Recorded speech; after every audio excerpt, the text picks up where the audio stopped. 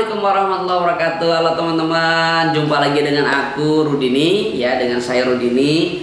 Selamat menyaksikan video ini sebagai sebuah edukasi buat teman-teman dimanapun berada, kita belajar pendidikan agama Islam ya. Jadi fokus ini kita akan membahas tentang keimanan dan ketakwaan ya, seperti itu. Sebenarnya kalau keimanan udah disepil ataupun udah dibahas di minggu yang lalu ya kan. Sekarang kita bahas lagi nih, kita mengulang lagi nih bagaimana iman dan takwa. Karena memang iman dan takwa ini dua diksi tapi satu tujuan, tapi beda ciri-cirinya. Itu uniknya, itu kerennya, seperti itu. Tapi nanti di dalam sebuah ciri-ciri itu ada ciri-ciri yang sama, seperti itu.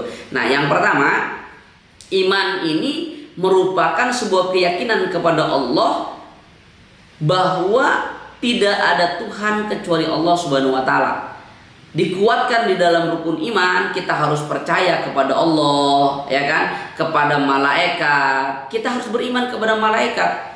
Makanya malaikat itu ribuan malaikat, tapi setidaknya ada 10 malaikat yang wajib kita ketahui, seperti Jibril, Mikail, Israfil, Ijrail, Munkar, Nakir, Raqib, Atid, Malik Ridwan. Nah, plus dengan tugas-tugasnya gitu loh. Biar apa? Makin kita mempelajari tentang malaikat, ya kan? Makin kita naik iman kita.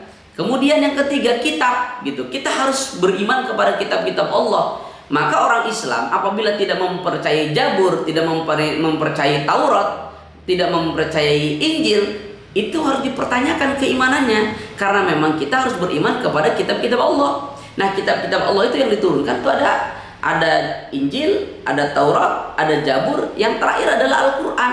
Al-Quran ini menjadi kitab penyempurna dari kitab-kitab yang Allah Subhanahu wa taala turunkan, seperti itu. Selanjutnya adalah para beriman kepada Rasul. Rasul itu juga banyak gitu. Jumlah nabi juga banyak. Jumlah nabi itu kurang lebih ada 124.000 nabi, sementara Rasul 313 Rasul. Nah, makanya ada nabi dan rasul yang wajib kita ketahui ada 25.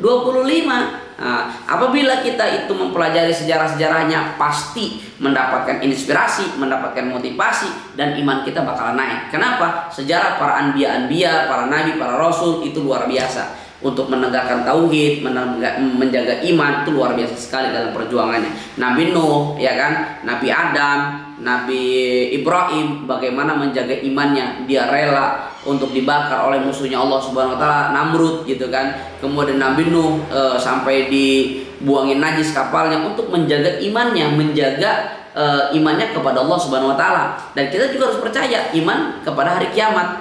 Kemudian yang terakhir adalah qada dan qadar, yang dimana qada dan qadar ini merupakan ketetapan baik-baik ataupun buruk dari Allah SWT. Kita harus terima. Seperti itu. Nah, kemudian yang kedua, ciri orang yang bertakwa. Ini juga penting tuh. Maka di dalam Al-Qur'an dikatakan, dalam Al-Qur'an surah Al-Imran 133 sampai dengan 134, wasari'u ila magfiratin mir rabbikum wa jannatin ardhus samawat mu'iddat lil muttaqin, gitu kan? Bersegeralah kalian datang kepada Allah, memohon ampunan kepada Allah, akan diberikan surga seluas langit dan bumi. Mu'iddat lil muttaqin. Surga akan diberikan seluas langit dan bumi diberikan kepada siapa? Mu'iddat lil muttaqin, untuk orang-orang yang bertakwa. Siapakah orang yang bertakwa? Maka ayat yang berikutnya menjawab, alladzina yunfikuna fis-sarra'i wad-dharra. Orang yang bertakwa itu adalah mereka yang menginfakkan hartanya baik dalam keadaan senang maupun susah. Jadi orang yang bertakwa itu sedekahnya, menginfakkan hartanya bukan dalam keadaan dia tatkala punya duit doang, punya harta doang, punya makanan doang, tapi ketika dia tidak punya pun dia paksa dirinya untuk bersedekah. Ini adalah orang yang bertakwa, ya kan? Jadi takwa ini makanya ada iman tadi adalah yang pikuna, ya apa namanya? Yuqimuna shalah wa mimma razaqnahum yunfikun. Nah, persamaannya di sini. Ciri orang yang beriman yang antara itu adalah wa mimma razaqnahum yunfikun. Nah, kalau ciri orang bertakwa yang pertama adalah alladzina yunfikuna fis-sarra wa dharra, menginfakkan harta, sama-sama menyisikan hartanya untuk Allah Subhanahu wa taala, baik dalam senang maupun susah. Yang kedua, wal afina 'anil nas, mau memaafkan kesalahan orang lain. Jadi orang yang bertakwa itu, kalau kita ngaku bertakwa harus ringan. Sejengkel apapun kita, sedijolimi apapun kita harus membuka hati untuk terus memaafkan. Kemudian apa namanya? Yang selanjutnya adalah alladzina yunfikuna fis sarra wa dharra, ya kan? Yunfikuna fis sarra wa dharra wal kaziminal ghaiz wal kaziminal ghaid, yaitu menahan amarah dulu. Ya, setelah menahan amarah baru wal afina 'anil nas, yang memaafkan. Tahan dulu amarahnya, jangan emosi, jangan egois gitu. Kalau kita sudah terlanjur marah, terlanjur benci, maka wal afina 'anil nas, harus mau memaafkan kesalahan orang lain. Dan yang terakhir, innallaha la yuhibbul muhsinin, ya. Allah itu mencintai orang-orang yang berbuat baik.